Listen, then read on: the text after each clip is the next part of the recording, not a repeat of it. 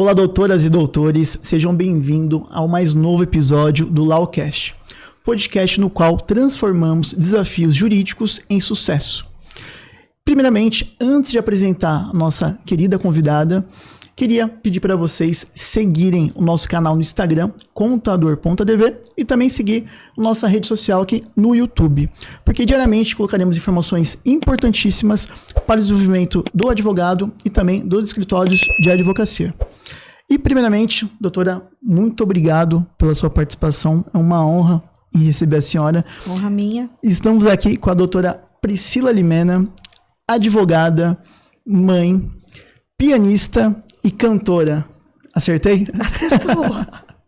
Então, muito obrigado por ter acertado o nosso convite. Obrigada, eu que agradeço a oportunidade. Espero que eu possa contribuir. Estou muito feliz, lisonjeada com o convite. Doutora, seja bem-vinda ao nosso podcast. E para entender um pouquinho da sua história, como que tudo começou? O que fez a senhora se tornar uma advogada de sucesso? Teve algum familiar que trouxe a senhora para esse cenário jurídico? Na verdade, não. Na verdade, eu sempre fui meio advogada de causas perdidas, causas impossíveis, desde muito criança. Isso é uma piada que, inclusive, sempre correu na minha família, é muito engraçado. Mas eu não tinha nenhum familiar com essa formação, né? Minha mãe, na verdade, é socióloga, era uma referência para mim do ponto de vista intelectual, né? Porque minha mãe sempre foi super bem sucedida, enfim, fez uma carreira brilhante, acadêmica, foi pró-reitora da PUC de São Paulo. O meu pai era físico e engenheiro eletrônico, era totalmente matemático, assim, um lado completamente oposto, né? E eu não tive nenhuma referência de advogado que tenha me inspirado. Mas, por alguma razão, eu já tinha isso intrínseco. Era uma coisa que, naturalmente, eu nunca pensei em fazer outra coisa, né? Exceto a música, lógico que eu carrego como um hobby que eu levo muito a sério, mas é um hobby. Eu nunca pensei em fazer outra coisa da vida. Eu sempre soube, desde muito jovem, desde criança, praticamente, que o que eu queria era ir para a carreira jurídica e a minha ideia sempre foi advogar. Eu nunca pensei em carreira pública, eu nunca pensei em me tornar juíza, promotora de justiça, né? O meu viés sempre foi de advogada mesmo. E é algo que a senhora carrega, então, no sangue, praticamente, desde da sua juventude, adolescência. E como que foi esse início? A senhora começou a estagiar, após a faculdade já constituiu uma sociedade de advocacia, estagiou em empresas. Como que foi esse começo?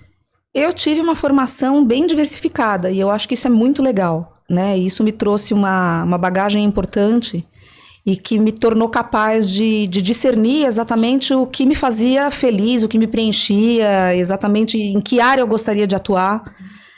E é uma coisa que eu aconselho, inclusive, né, para todos os jovens advogados, os jovens estudantes de direito, que eles realmente diversifiquem as experiências antes de optar por um determinado caminho. Eu comecei a fazer estágio já no primeiro ano da faculdade, no final do primeiro ano da faculdade eu era muito nova, numa época em que as coisas eram muito diferentes do que são hoje em dia, né? A gente não tinha o que existe hoje, né, que é esse cenário de processos eletrônicos, com essa informatização da justiça, que ainda, obviamente, tem muito a melhorar, mas que é incomparável com a época em que eu era estudante. Né? Eu entrei na faculdade em 1993, então nós estamos falando de 30 anos atrás, 31 anos atrás. Os processos eram físicos, então eu fiz estágio em 2 escritórios que faziam basicamente contencioso. No segundo estágio, que eu já estava, eu acho que eu já devia estar no 3º ou 4º ano da faculdade, foi um estágio mais longo, que durou quase 3 anos. Eu acho que eu estava no 3º ano, é isso. Durou quase 3 anos e foi um escritório voltado para a área de direito administrativo, era um escritório grande. Eu aprendi muito, inclusive, sobre gestão de escritórios ali, foi muito legal, porque era um escritório grande, eram muitos advogados, eram muitos colaboradores, então foi uma experiência bem bacana. E de lá, eu fui trabalhar num outro escritório que se voltava exclusivamente à área tributária. Legal. Fiquei lá durante 2 anos e meio, quase 3 também. Saí de lá formada, né? Nessa época eu já gerenciava um departamento, e aí de lá eu fui contratada por uma empreiteira de obras públicas. Nessa empresa eu fiquei quase 10 anos. Né? Eu comecei como advogada, e aí me tornei gerente do departamento jurídico, e saí de lá 10 anos depois, aí sim, para trabalhar num escritório que na época meu ex-marido já mantinha, ele já tinha esse escritório, e eu fui atender a uma demanda que eles tinham lá e que eles não tinham, não tinham capacidade de atender, eles precisavam de mais profissionais. E nessa empresa, que a senhora ficou um pouco mais de 10 anos, aproximadamente 10 anos, lá a senhora faria ali uma área específica ou cuidava da parte trabalhista, civil? Eu fazia uma gestão de escritórios externos. O jurídico era praticamente 100% terceirizado, o contencioso era terceirizado, a parte preventiva e a parte contratual, administrativa, era feita internamente por mim, e a parte dos externos, dos escritórios contratados, eu também fazia essa gestão. Então eu contratava os escritórios externos, conversava com esses parceiros, cobrava os resultados, era basicamente esse o meu trabalho. E hoje a senhora tem uma paixão com ou tributário ou contencioso? Contencioso, sim. O tributário eu acho interessante, mas eu acabei, ao sair dessa empresa e me dedicar mais ao escritório propriamente dito, eu comecei a assumir um perfil um pouco mais generalista e atender outras áreas. E me apaixonei pela área do direito de família e pelo direito imobiliário, que é hoje basicamente o que eu me dedico. Né? Hoje eu diria que 90% da minha carteira se divide entre direito de família, e aí eu incluo o contencioso de família, e direito imobiliário. A ideia de direcionar para o direito da família e também imobiliário é mais na questão de paixão, de amor, ou realmente questão também de financeira, o retorno por ser maior, talvez? Eu acho que são duas coisas, né? A união das duas. Eu descobri realmente que eu tenho uma vocação para essa área, principalmente na área de direito de família, porque eu acho que é uma área que requer um grau de comprometimento e de empatia, sim, né? É uma área que envolve assuntos extremamente delicados. Na verdade, envolve o nosso bem maior, né? Que são as relações humanas, as relações familiares. Então, eu acho que para isso a gente precisa ter um viés diferenciado, né? E evidentemente que do ponto de vista financeiro, sim, a gente não pode negar que é uma área que traz um bom retorno, que você tem um ticket médio mais elevado, né? Do que nessa advocacia de massa que você, sim, trabalha, por exemplo, com direito tributário, ou até na própria área civil, né? Que você pode se dedicar a uma advocacia mais de massa mesmo, né? O direito de família permite esse trabalho um pouco mais de boutique. Sim. Sabe? Você se dedicar de uma forma um pouco mais... personalizada. Mais personalizada, eu acho que é esse o termo.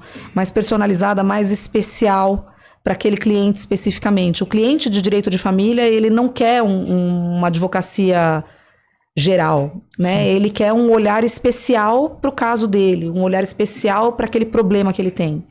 Eu acho que é interessante, porque se a gente pegar do início até o momento que a senhora encontrou realmente, talvez, alguma das áreas que a senhora mais tenha paixão, olha quantos anos levou, né? Por isso que eu acredito também, hoje eu vejo muitos estudantes que às vezes vai iniciar o estágio no 5º semestre, no 7º semestre, e às vezes o ideal seria começar o quanto antes, acredito, né? Porque você tem um momento tanto de aprender as áreas ali que ele possa se enquadrar melhor, e até realmente às vezes ver o que não combina com ele. Que às vezes tem alguma área, exemplo, nossa, o criminal não é o meu perfil, então você já aprende desde cedo a área que faz mais sentido para você, né? Que você tem mais paixão.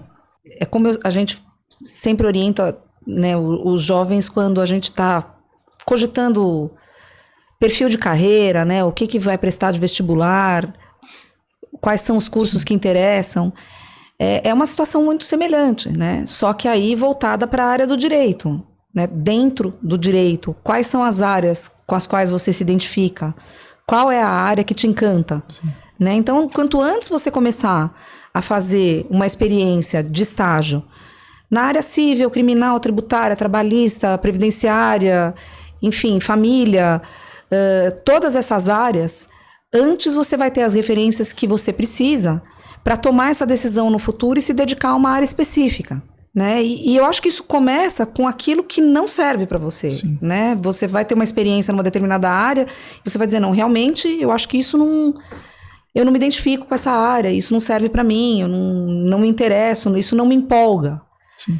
Né? E hoje eu vejo também, pelo menos 1/3 dos estudantes se dedicarem mais a concursos públicos, enquanto outra parte tenta já sair da faculdade e montar o seu escritório, e às vezes um pequeno percentual se dedica a trabalhar em escritórios de advocacia ou até empresas.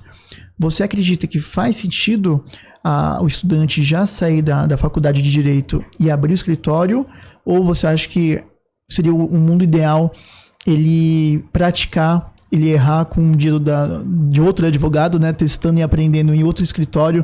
Como que você vê isso hoje, se você estivesse estudando agora? Qual dica que você daria para quem está passando por essa situação e está nos ouvindo? A dica que eu daria é respeite os experientes. Certo. Respeite os experientes e aproveite-se deles.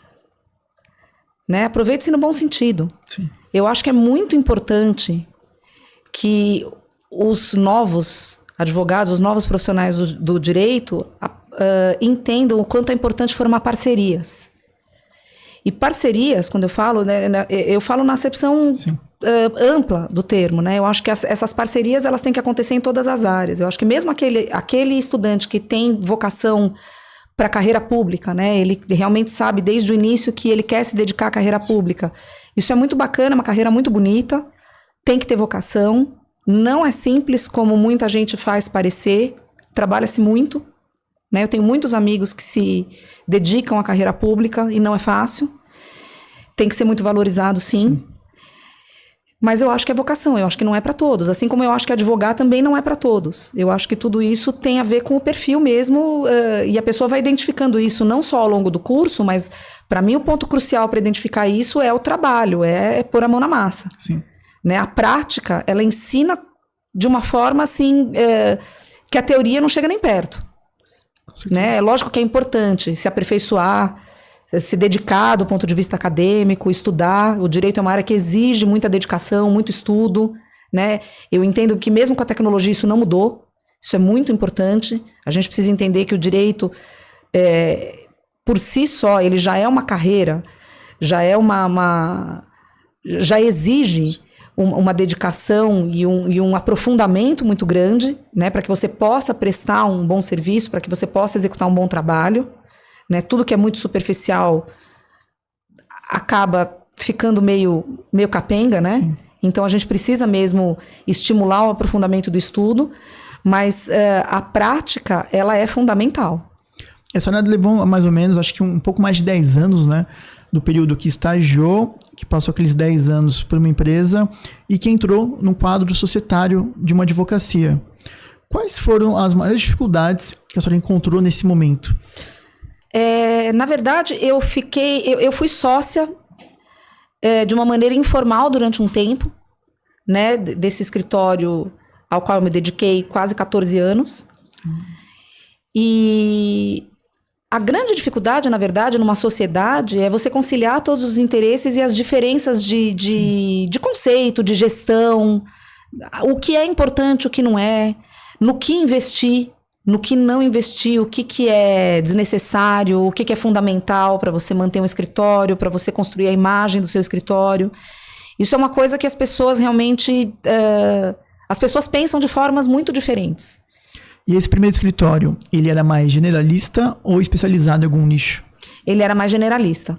Era um escritório voltado para a área civil, fazia-se também um pouco de trabalhista, a parte do direito administrativo na época, como eu tinha a experiência da empreiteira de obras públicas, fui eu que levei, então eu acabei levando essa carteira, tributário também. A gente ampliou bastante, né, a gama de serviços oferecidos, tinha também a área de seguros, que se fazia bastante no escritório. E eu comecei a implantar nesse escritório uma área do direito de família que realmente eu descobri que era a minha paixão. comecei a me dedicar mais a isso e implantei essa área nesse escritório. E hoje a senhora está sem sócios, correto? E a senhora teve experiência agora sem sociedade e uma experiência com sócios. Quais habilidades a senhora acredita que teve que desenvolver para lidar com sócios, que a gente sabe que tem muitos pontos positivos, mas também tem alguns pontos ali negativos? Eu acho que, como eu te falei, a gente precisa aprender a ter uma certa dose de empatia e resiliência. Sim. Porque nem tudo, quando você tem sócios, quando você tem parceiros, nem tudo é exatamente como você deseja. Você tem que abrir mão de certas coisas. Mas eu acho que isso é positivo, né? Eu acho que isso é muito legal porque acaba sendo um encontro de ideias. E eu acho que o lado bom da sociedade, além da soma de esforços e tal, é uma coisa... o debate, né? E a troca de experiências, a troca de ideias, ela torna a experiência muito mais rica. Eu acho que o trabalho só tem a ganhar. Hoje eu tenho uma outra situação, né, que é, inclusive com a colaboração de vocês, que é fundamental, a gente ter a colaboração especializada dos contadores que tratam especificamente desse assunto, que sabem cuidar de nós, né, como advogados. Eu vejo que vocês têm uma dedicação 90% às sociedades unipessoais, né, que é a situação que eu vivo hoje.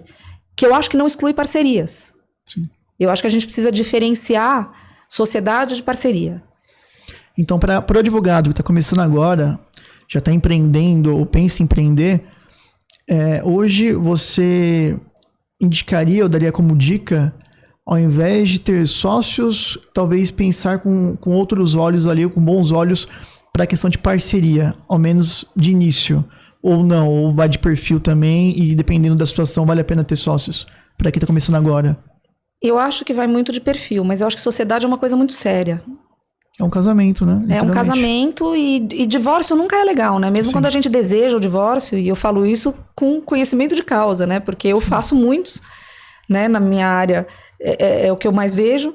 E mesmo quando as partes desejam muito profundamente, elas estão muito decididas que elas querem se divorciar, é um processo doloroso. E isso acontece com a sociedade, né? Você fez uma analogia muito, muito pertinente. Eu acho que a ruptura de uma sociedade, ela dói como um divórcio. Ela tem uma série de questões burocráticas que tem que ser resolvidas e tem questões emocionais também. Sociedade não é fácil, mas parceria é uma espécie de meio do caminho que eu acho que funciona muito bem, e eu acho que parcerias são fundamentais na área do direito. Eu acho que mesmo para aquele advogado que escolhe desde de recém-formado ou desde o início, né, abrir uma sociedade unipessoal, abrir o seu negócio e se aventurar como autônomo, enfim, ter essa liberdade não exclui a necessidade de você fortalecer, de você criar parcerias e laços importantes com colegas, com pessoas que só vão enriquecer o teu trabalho. E como a senhora vê hoje essa questão de parceria no sentido de ainda existe no cenário jurídico essa questão de olhar o outro advogado como concorrente, ou você acredita que hoje em dia o pessoal tem visto a questão da parceria de uma forma bem aberta? Eu acho que existe isso que você falou.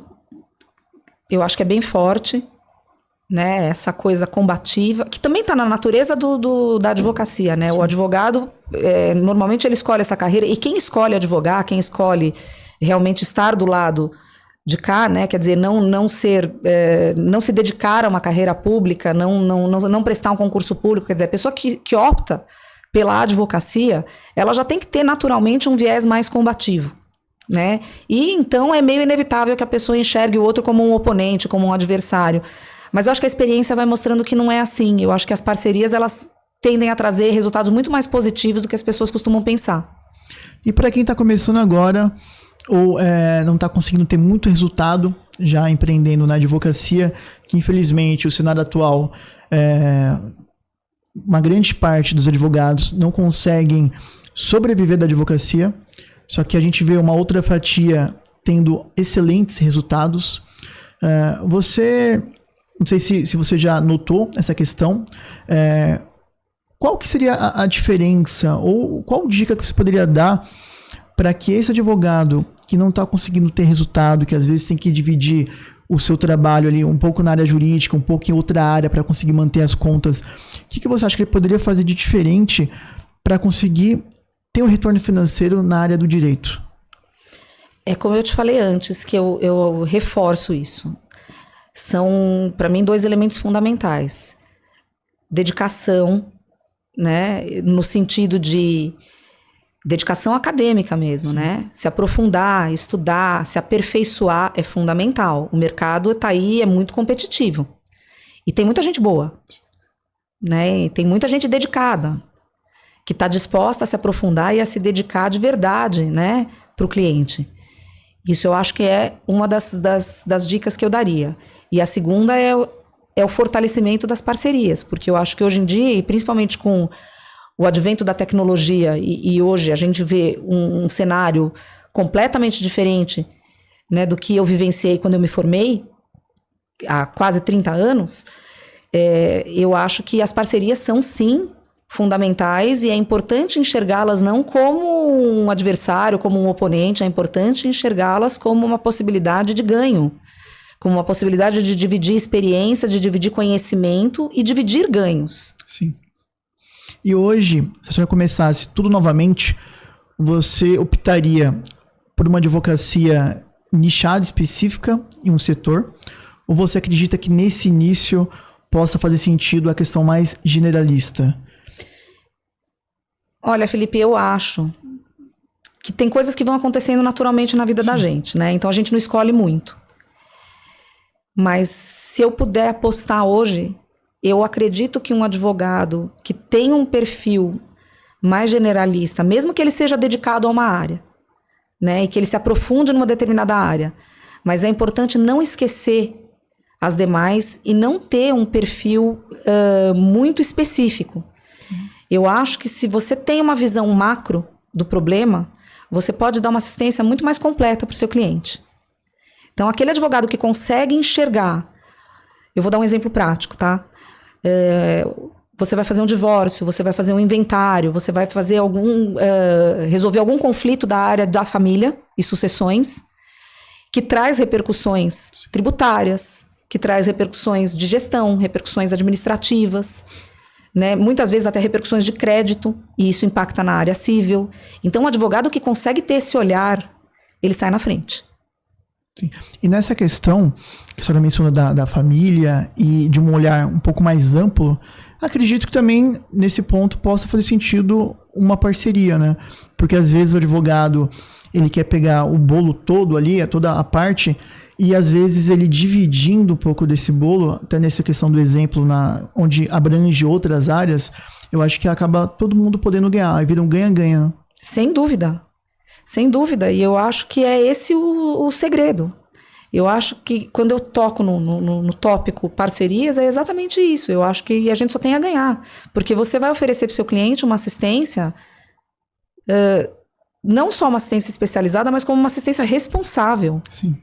Né? Que olha para todos os pontos frágeis daquela equação, aquilo que pode prejudicar o cliente, aquilo que é um saldo positivo. Eu acho que é super importante isso. Nós temos também uma dor muito grande no mercado ali jurídico. Os advogados têm muita dificuldade, não todos, né? Mas uma boa parte, em conseguir captar clientes. Qual dica que você daria, ou alguma estratégia já utilizada, tanto no escritório atual, no anterior, para conseguir nesse início os primeiros clientes, que eu acho que é o mais difícil? Olha, eu sei que tá cheio de gente por aí, e a gente vê isso o tempo todo, né? Principalmente a gente vê perfis no Instagram que ensinam receitas de captação de clientes. Sim. A primeira coisa que a gente precisa pensar é que a gente não pode esquecer que existe uma regulação ética para isso. É super importante a gente avaliar essa questão sob o ponto de vista ético-disciplinar, né? A OAB traz diretrizes, traz regras para a captação de clientes que não podem ser esquecidas. Eu entendo que ainda, apesar de parecer um pouco antiquado, isso que eu vou dizer, a qualidade do teu trabalho é a tua melhor referência. É a melhor forma de captar clientes, porque um cliente satisfeito, ele vai te indicar 10. Com certeza. E às vezes a questão do processo, né? Às vezes nós temos dificuldade de entender que tudo existe um processo. E eu vejo que às vezes o advogado, até mesmo outros profissionais, eles desistem antes do momento correto, porque às vezes a dificuldade que nós passamos nada mais é do que desenvolvimento de habilidades, construção de carteira de clientes, de autoridade, de credibilidade, e tudo isso leva um tempo. Então, nesse início, realmente é muito complexo você conseguir os primeiros clientes, obviamente respeitando ali o estatuto da OAB. E eu acredito também que existe um pouco de confusão na questão do estatuto. A senhora sente também que, às vezes, muitos advogados ficam perdidos com o que pode ser feito, o que não pode ser feito? Muito, muito. Você tocou num ponto que é muito interessante. A gente vê que dentro da nossa área mesmo, né, muitos colegas não conhecem coisa que deveriam, né? A gente não pode alegar desconhecimento, mas não conhecem e nem se interessam por conhecer exatamente quais são as bases e quais são os limites que a gente tem para a captação de clientes. E não só isso, né? Não só a captação de clientes em si, mas a própria manutenção do cliente, né? O que pode e o que não pode ser feito, de que forma o cliente pode ou não pode ser tratado. Existe uma confusão realmente e um desconhecimento. Aliás, não sei se a palavra é desconhecimento, mas existe uma despreocupação Sim. com essa questão que deveria ser mais importante. Porque senão acaba virando uma briga injusta. Porque a partir do momento que uma parte acredita que possa fazer uma forma de captação e a outra parte acredita que não é uma forma justa e não faz, por não violar nenhuma cláusula aí do Estatuto da OAB, meio que essa parte que poderia ali, que faz de tudo, de todos para conseguir clientes, ela sai um pouco na frente. E às vezes muitos advogados se sentem um pouco injustiçados, né? Com o que pode ou não fazer. Eu não sei como que anda a situação de fiscalização atualmente junto à OAB sobre esses advogados que às vezes fazem práticas abusivas ali na captação de clientes. Existe, bom, eu faço parte, né, da 23ª turma do Tribunal de Ética e Disciplina da OAB, e realmente é uma coisa que a gente identifica, né, infelizmente, é uma coisa que acontece com frequência, mas a OAB tem um olhar bastante criterioso, tem aplicado, né, as penalidades de acordo com a extensão do problema, de uma forma bastante criteriosa, e ao mesmo tempo tem se adaptado Sim. ao novo formato que a gente vive hoje, né? Que é um formato muito rápido, né? Tudo é muito rápido. Hoje a informação digital tem uma velocidade violenta, né? Um alcance enorme, um número de pessoas absurdo. E a OAB está se adaptando e está começando a normatizar isso de uma forma muito mais moderna. Mas sem perder a essência da advocacia, que eu acho que isso que é o importante, né? A gente não pode simplesmente mercantilizar a nossa atividade, porque nós estamos tratando de questões que realmente representam o nosso bem maior, né? Que é a vida, as relações humanas, a gente não pode se perder nesse caminho. Eu acho que isso é muito importante. Você já ouviu os anúncios de advogados dos Estados Unidos? Como que é?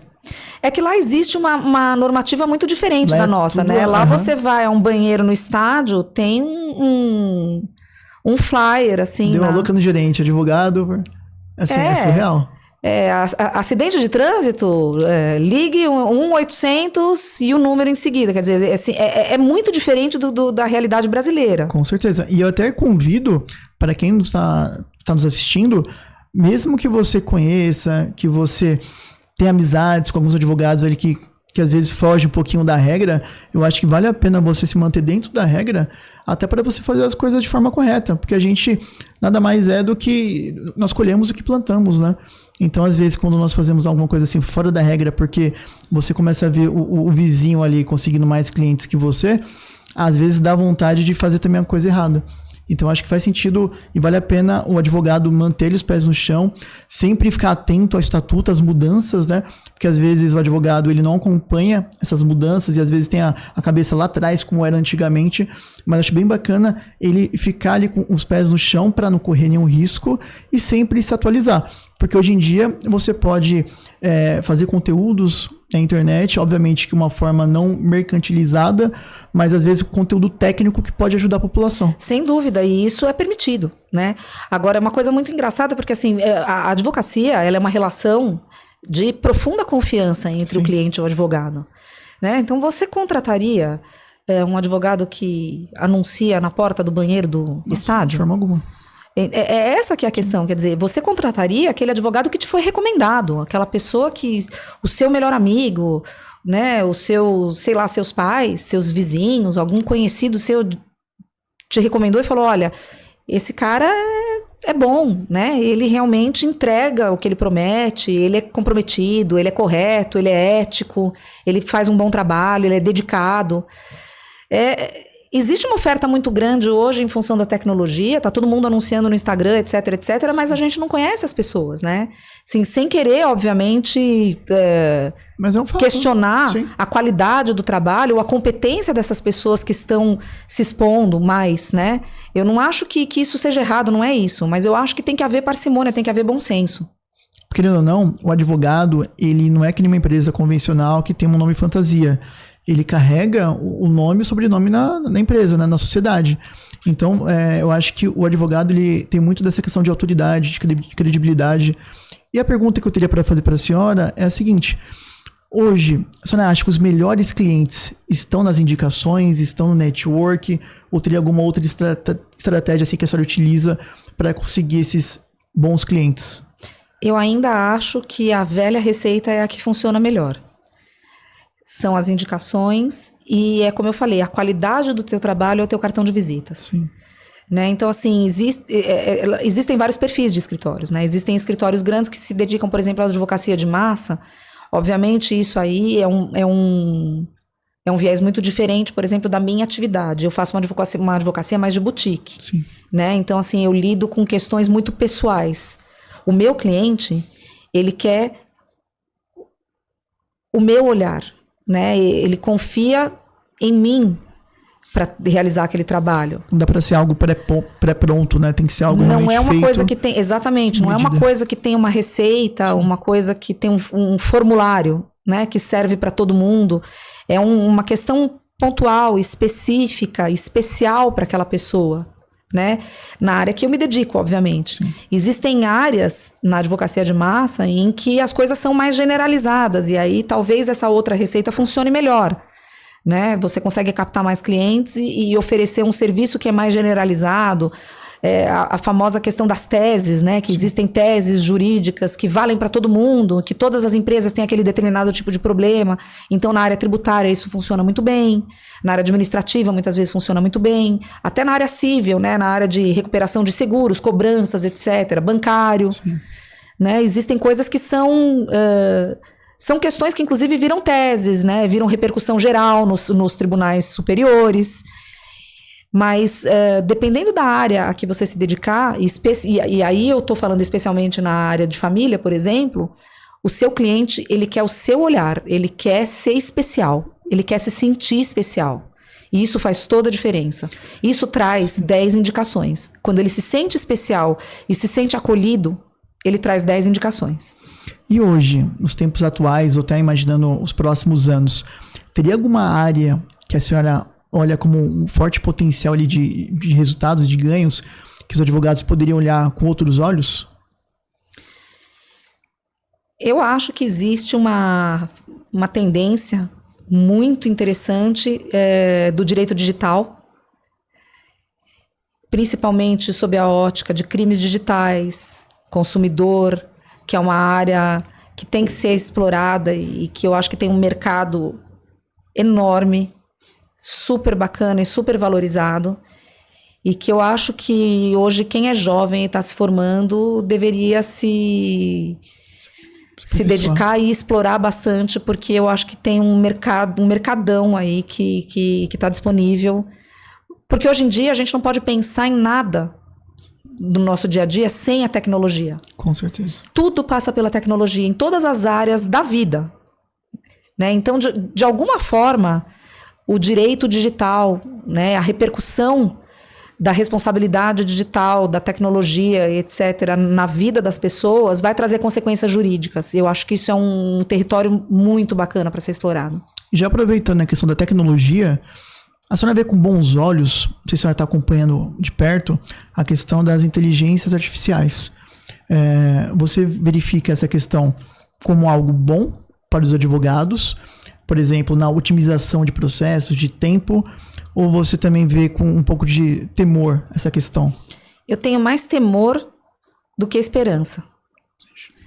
Eu acho que a tecnologia, ela é incrível e ela traz inúmeras vantagens. A começar pela celeridade, né? Eu sou de uma geração que vivenciou a implantação do processo eletrônico. Quando eu me formei, o processo era físico, não existia processo eletrônico. Então, eu não posso negar que a implantação do processo eletrônico, as inovações que a tecnologia trouxe são realmente um ganho enorme, né? Que trouxe muito mais celeridade, que trouxe muito mais resultado para a justiça. Isso é inegável. Mas quando a gente fala sobre inteligência artificial, eu acho que é um terreno muito perigoso. Eu tenho muito receio disso, porque eu acho que o computador, ele precisa ser alimentado por uma mente pensante. Sim. Por uma mente criteriosa, por uma mente que tenha bom senso. Não é matemático. E é como eu te falei, por exemplo, quando eu diferenciei a advocacia de massa da advocacia de boutique, da advocacia que é mais dedicada a questões específicas. Eu acho que é muito perigoso o uso da inteligência artificial indiscriminado. Eu acho que isso vai acabar resultando em muitos erros processuais. Muitas injustiças podem advir desses erros. Eu acho que talvez ainda... Óbvio que isso em algum momento vai acontecer, né? Porque as coisas estão acontecendo numa velocidade enorme. Mas eu acho que ainda nós estamos num terreno bem perigoso. Principalmente em algumas áreas, como o direito da família, que você precisa ter, não sei se eu estou correto, aquela questão do feeling, a questão de ter um lado humano para entender a situação. Dúvida. Como que vai implementar, como que você vai utilizar um robô, né, para Não existe suporte? Receita de bolo Sim. Na área da família. Né? Não existe uma fórmula. Existem referências legais, referências doutrinárias, referências da jurisprudência, que a gente vai aprendendo com a experiência, né? Que com as pesquisas, com o aprofundamento de estudo, a gente vai entendendo como é que a jurisprudência se comporta, inclusive como é que aqueles entendimentos vão se moldando ao longo do tempo. Né? A sociedade, nos últimos anos, ela sofreu modificações enormes. Então, aquela sociedade patriarcal, aquele modelo que a gente tinha da mãe que só se dedicava aos filhos, que ficava em casa, etc, etc. Hoje não é a maior realidade das mulheres brasileiras. Todas as mulheres, quer dizer, hoje em dia as mulheres trabalham. Então, a gente tem referências diferentes. Então, assim, é muito complicado você colocar isso numa receita para um robô formular. Sim. E você viu uma notícia que um advogado utilizou o ChatGPT, né, que é uma IA, para fazer uma petição, e o robô ali, a IA, utilizou uma jurisprudência que não existia. Aí depois o pessoal... Então, assim... Eu vi. Eu dei tanta risada porque, assim, é algo... Porque eu acho que o grande problema... Não é só a inteligência artificial. O grande problema é a nossa... desinteligência artificial. Também, e a nossa mente humana pensando como que eu posso aprontar com isso aqui com essa ferramenta, né? O que eu posso fazer aqui de bom e de ruim com ela? Só que eu acho que, infelizmente, não tem muito para onde correr. É só você inverter os papéis, né? Quer dizer, imagine que você seja o cliente e que o juiz que vai julgar o seu caso... Seja um robô. Né? Que aquela questão importantíssima da sua vida... Está na mão de um juiz e ele usa o ChatGPT para julgar o seu caso. Quer dizer, você fica confortável com isso, pensando que um robô vai analisar aquele seu caso? Quer dizer, é como se fosse aquela URA lá de telemarketing que te joga 30 vezes para o atendimento errado. Né? Você tem que explicar 30 vezes o mesmo problema para 30 pessoas diferentes, porque aquele sistema ali, ele não consegue ler com precisão o seu caso. Então, eu acho muito perigoso. Sinceramente, é algo que, para mim, anda na contramão do que o direito prega, do que o direito tem que ser, né? Que é trazer uma prestação justa, uma prestação jurisdicional precisa, justa, efetiva, né, para aquela parte, para aquele cliente. Eu realmente acho que isso, assim, eu não uso. Sim. E eu realmente questiono a qualidade do trabalho de quem usa. Eu acho que nenhum volume de trabalho justifica esse tipo de coisa. Será que a OAB ela já tem ou está pensando em uma comissão para analisar essas questões de IA? Ah, sim, né? As comissões de tecnologia, com certeza, vão abordar esse tema de uma forma, eu acredito que bastante específica, porque isso está muito em voga, né? A gente vê o tempo todo e a gente vê muitos profissionais ensinando como fazer, né? Você vê muita gente no Instagram, nas plataformas, nas redes sociais, ensinando como se faz, ensinando como usar o ChatGPT para ter mais resultado, para peticionar, enfim. Eu acho muito complicado isso. E assim, é surreal o poder que isso tem. Eu já vi alguns casos de você olhando para cá, a ferramenta muda a sua visão e faz você olhar para cá, ou às vezes tem um prompt que faz você estar em um outro local, ou até mesmo usar a sua voz. Sim. Então, assim, é assustador para onde está indo, mas também eu entendo que não tem muito o que fazer na questão de talvez tenha que regulamentar, mas eu acho que a partir do momento que abriram a porta, eu acho que ninguém voltaria mais atrás, até com medo de algum outro país falar que não vai fazer, outro vai lá, inventa e começa a usar isso como ferramenta para guerras ou alguma outra coisa assim do tipo. Sim, é como a gente sempre fala, né? É uma reflexão que é impossível não fazer, né? Sim. A tecnologia ela pode ser usada para o bem e para o mal. E eu acho que a linha não é nada tênue, não. A linha tá bem longe uma coisa da outra. Eu acho que é muito fácil diferenciar. E hoje, com as ferramentas que a gente tem disponíveis, eu acho que é uma temeridade você colocar... Aliás, eu acho que é uma irresponsabilidade. Eu acho que chega a ser uma... É uma advocacia não responsável mesmo, eu acho. Você colocar... Sim. O interesse, a vida do seu cliente, aquilo que é importantíssimo para ele, na mão de um robô. Não é o que o seu cliente foi buscar. O seu cliente foi buscar o seu olhar. Ele quer uma orientação jurídica. Ele quer uma orientação pautada em bom senso, em experiência, né? Numa análise criteriosa, no conhecimento. Conhecimento da legislação, da doutrina, da jurisprudência. O cliente foi buscar o seu conhecimento. Ele não quer um robô. Até porque isso às vezes impacta na vida, né? Ou em vidas. Sim. Eu já vi quantos empresários se matando por alguma questão tributária, não conseguir pagar as contas. Exato. Às vezes a pessoa está presa injustamente e está nas suas mãos o poder de fazer de tudo para tirar ela dali, entre outros fatores. Então é bem complicado, é bem sensível. Eu acho que não tem como segurar, só que o ideal é tentar achar formas de se proteger, né? Para não deixar bagunçado, eu acredito. Porque senão vai virar uma bagunça enorme e ninguém vai saber realmente o que é do ChatGPT, o que é o advogado, o poder do advogado.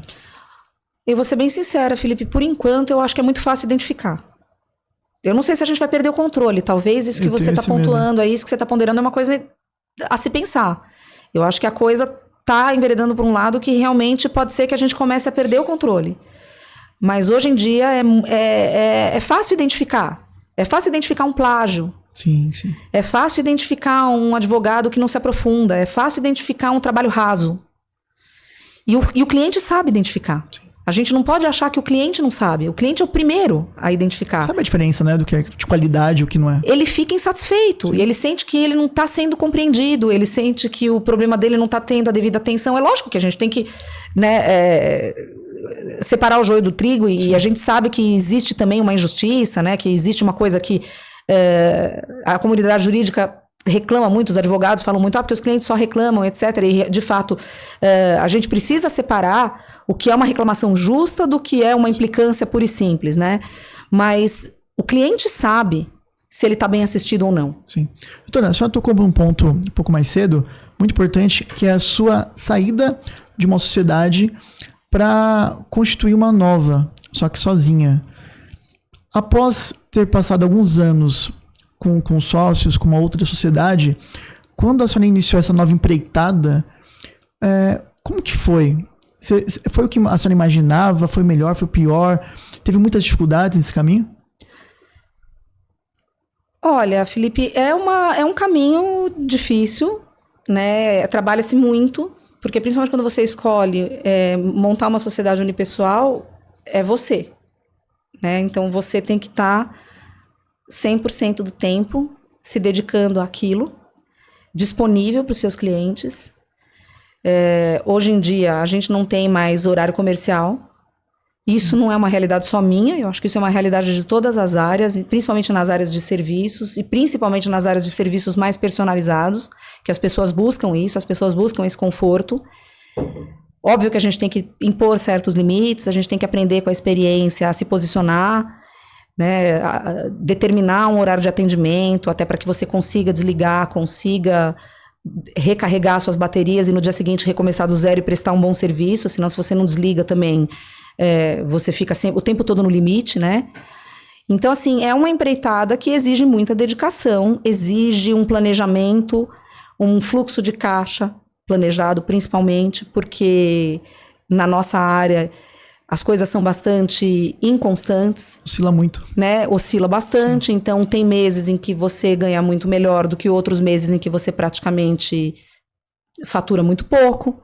Então você precisa aprender a estabelecer uma linha de equilíbrio e projetar, fazer inclusive um provisionamento mesmo de caixa para que você saiba com o que você pode contar ao longo desse ano, né? Para que você tenha um trabalho estruturado, para que você tenha um fluxo adequado.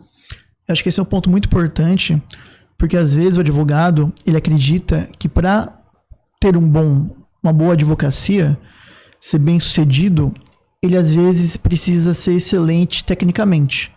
Também, mas às vezes precisa também saber lidar com outros fatores. E eu acho que o financeiro é um deles. Porque, infelizmente, muitas empresas morrem no longo do caminho, né, no longo dos anos. Principalmente tem as questões tributárias, trabalhistas, mas a questão também da parte financeira, de fluxo de caixa, de fazer uma reserva, é muito complicado, porque às vezes o advogado ele não soube lidar com isso, ele nunca aprendeu em nenhum lugar como lidar com dinheiro. Teria alguma estratégia ou algo que a senhora faça, nem que seja algo básico assim, que a senhora poderia compartilhar com os demais advogados? Olha, é mais uma questão conceitual do que um planejamento prático, estratégico, muito objetivo. Eu acho que o que você tocou num ponto importante, as faculdades de Direito, infelizmente a gente não aprendia, né? Eu acho que em alguns cursos hoje, na verdade agora isso está se incorporando ao currículo e isso é muito importante. Mas o advogado não aprende a administrar o próprio negócio, enquanto estudante, né? E isso é uma falha imperdoável, né? Porque o advogado, é o que você falou, não adianta ele ser tecnicamente brilhante e ele não saber lidar com dinheiro. E o maior problema que a gente identifica nos escritórios não é o quanto se ganha, é o quanto se gasta. Sim. Né? É um problema sério, porque para você manter uma estrutura bacana, num lugar acessível, apresentável, que você possa receber com conforto o seu cliente, tudo isso tem custo.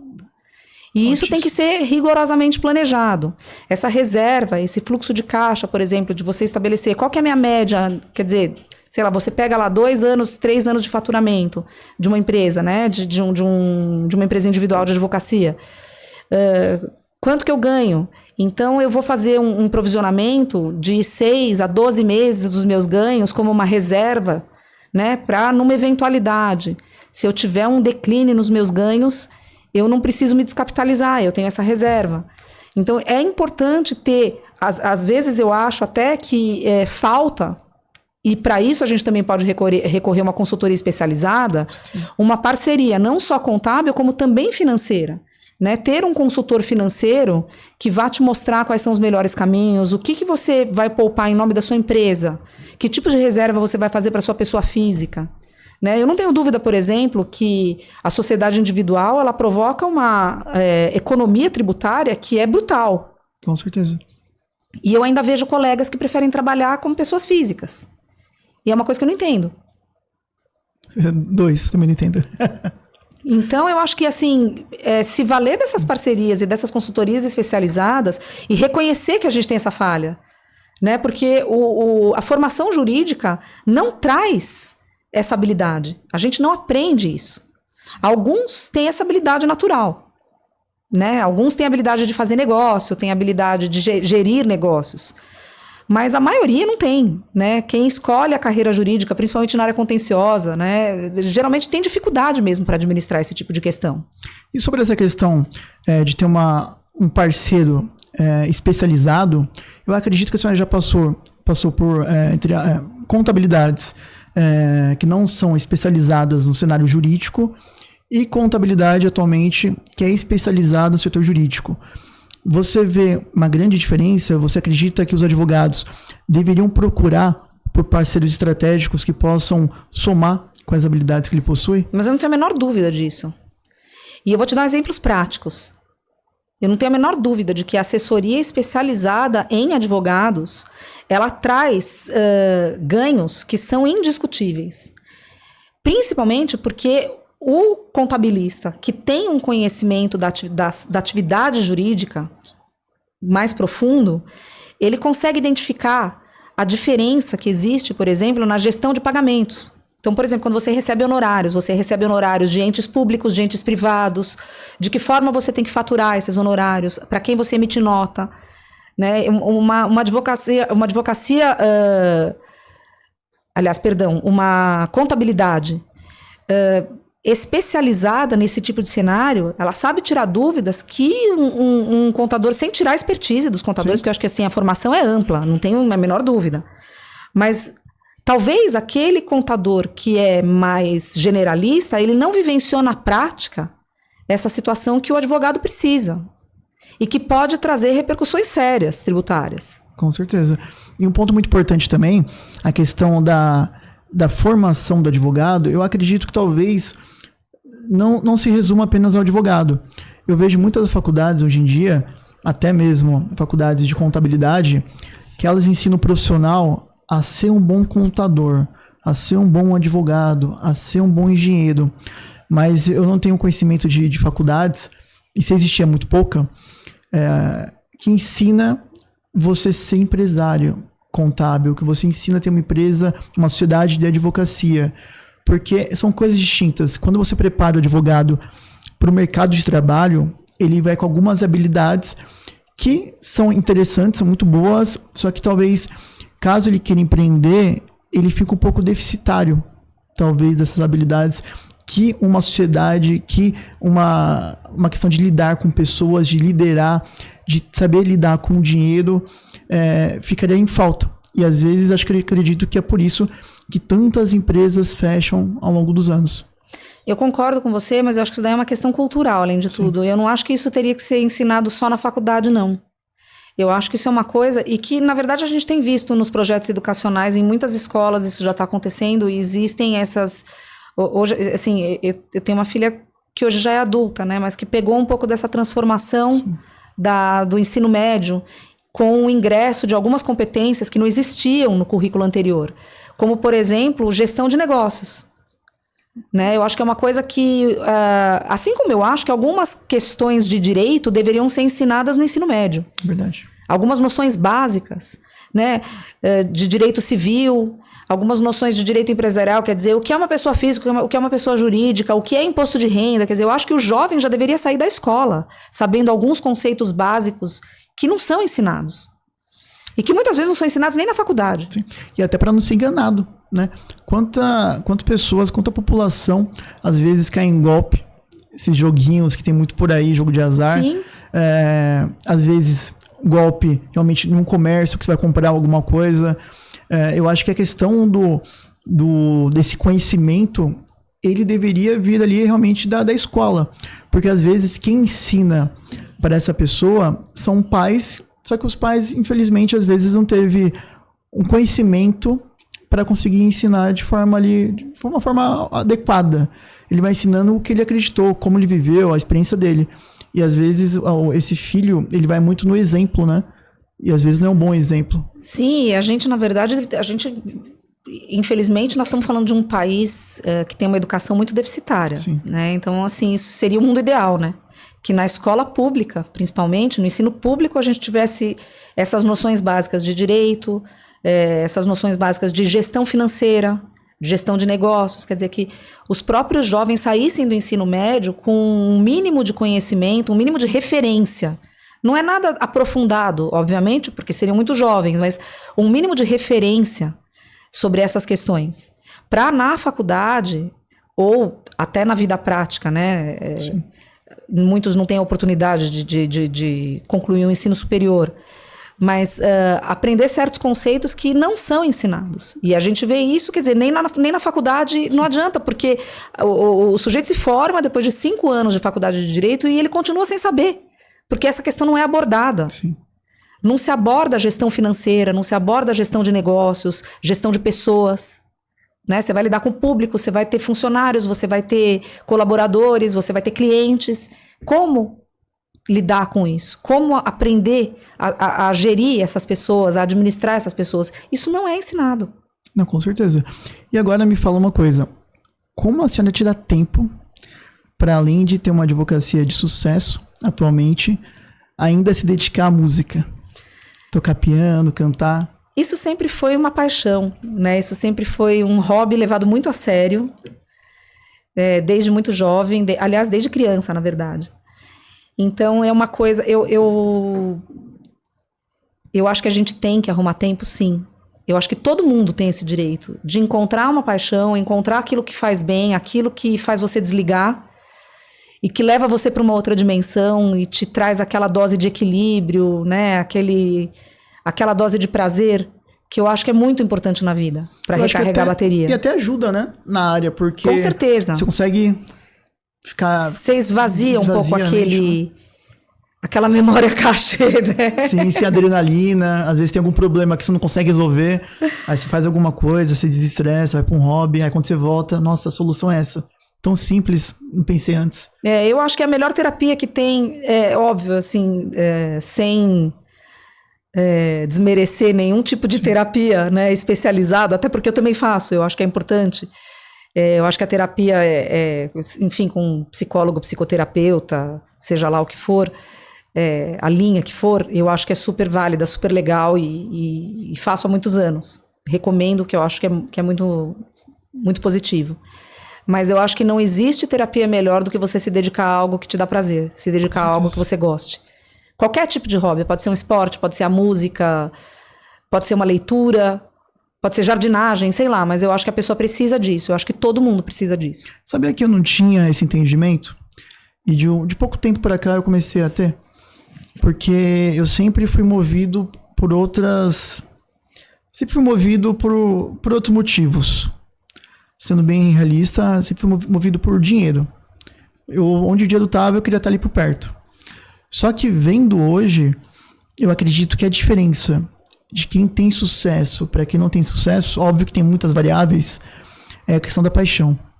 Eu acho que quando você faz aquilo com vontade, com gosto, que você quer estar ali, você às vezes fica 10 horas trabalhando, 12 horas, 14 horas e você nem vê o tempo passar. Essa é a diferença, na verdade, isso daí é científico, né? É evidente que a pessoa que tem sucesso, lógico que isso não é regra, né? Mas, no geral, a pessoa tende a ter mais sucesso se ela se dedica a algo que ela gosta.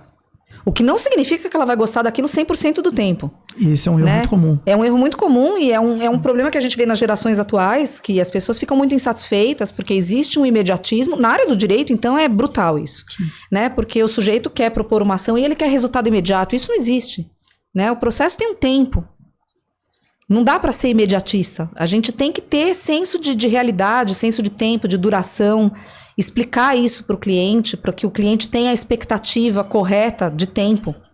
Porque as coisas não acontecem imediatamente. E a felicidade também não é um estado constante.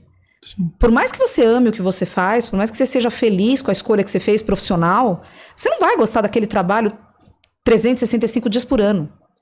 Tem dia que você vai ter que fazer uma planilha que você odeia.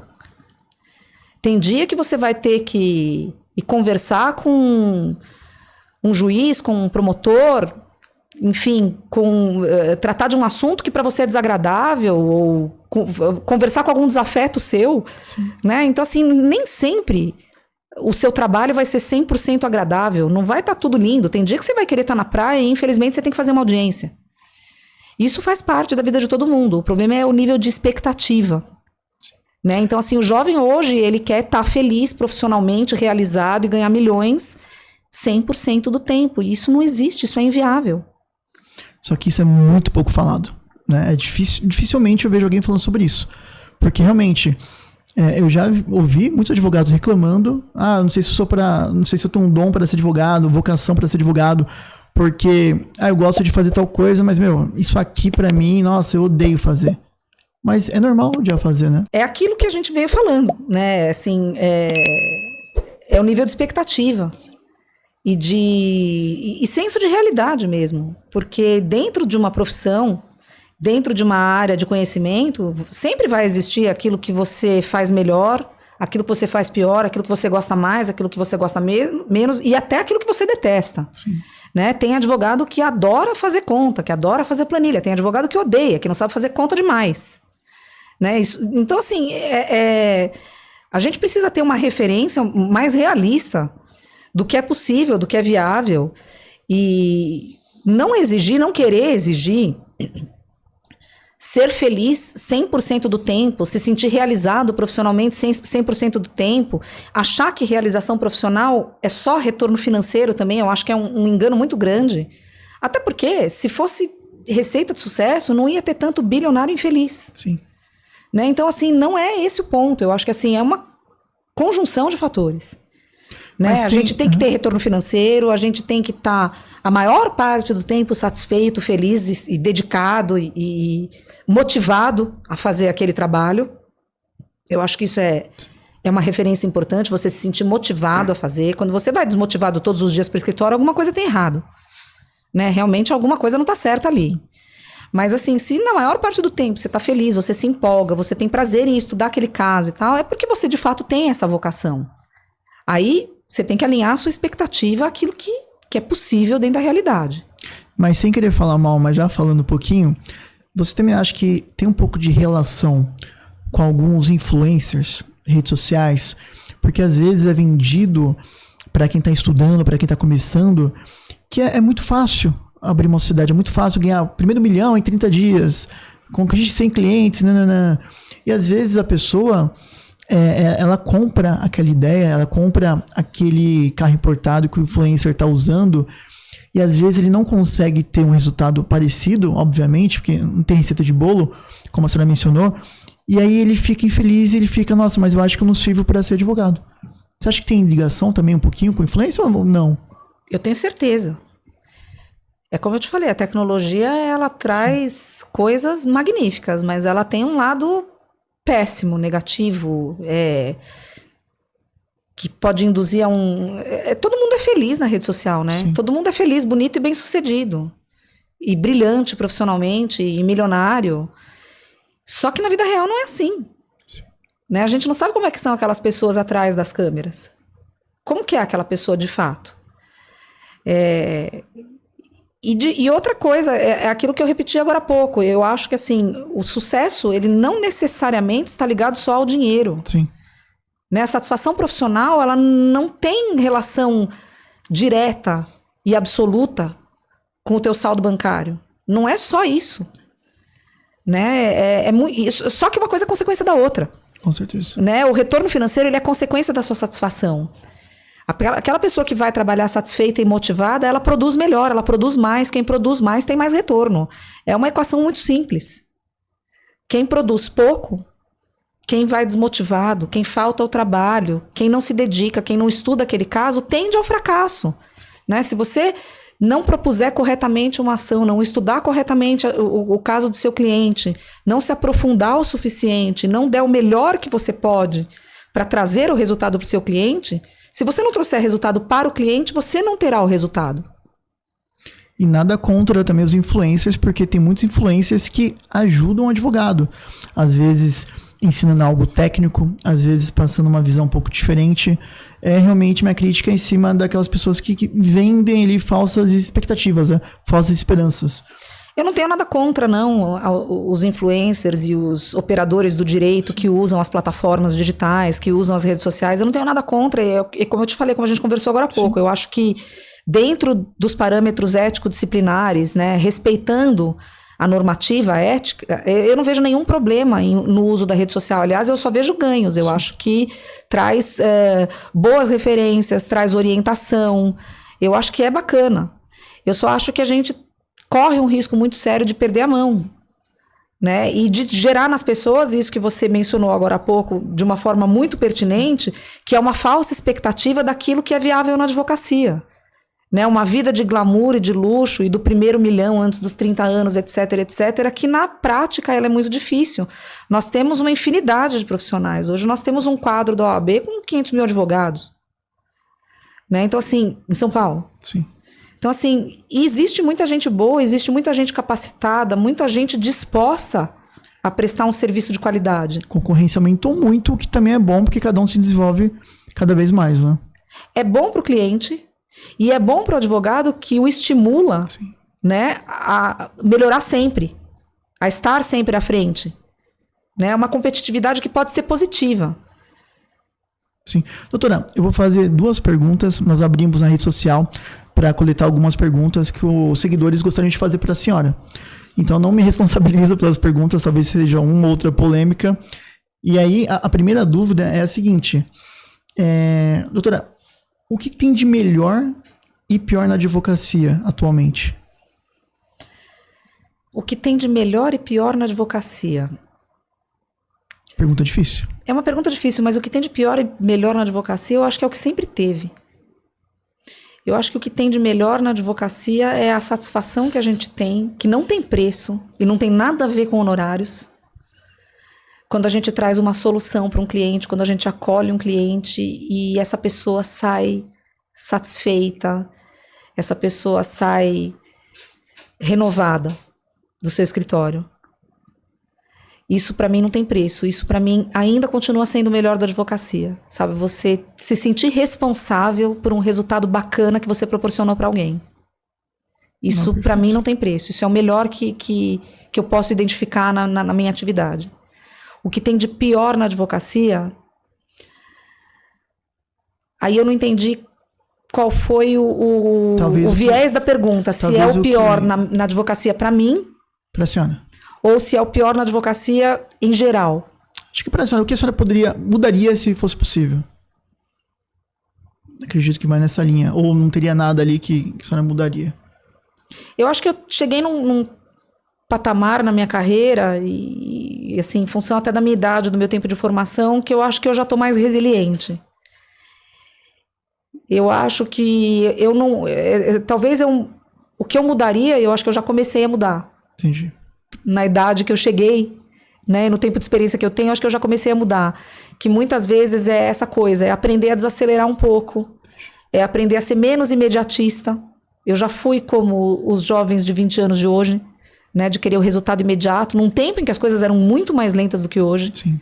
E eu acho que eu melhorei um pouco a gerência desse tipo de sentimento, né, do imediatismo, do inconformismo, de não me sentir 100% responsável por um fracasso, porque eles acontecem, o fracasso acontece, e muitas vezes ele é resultado não só, às vezes até de uma falha sua, né, a gente falha, mas às vezes é resultado até do próprio direito que o cliente não tem, que você acreditava que ele tinha, mas ele não tem, né, do convencimento do juiz, você não conseguiu convencê-lo.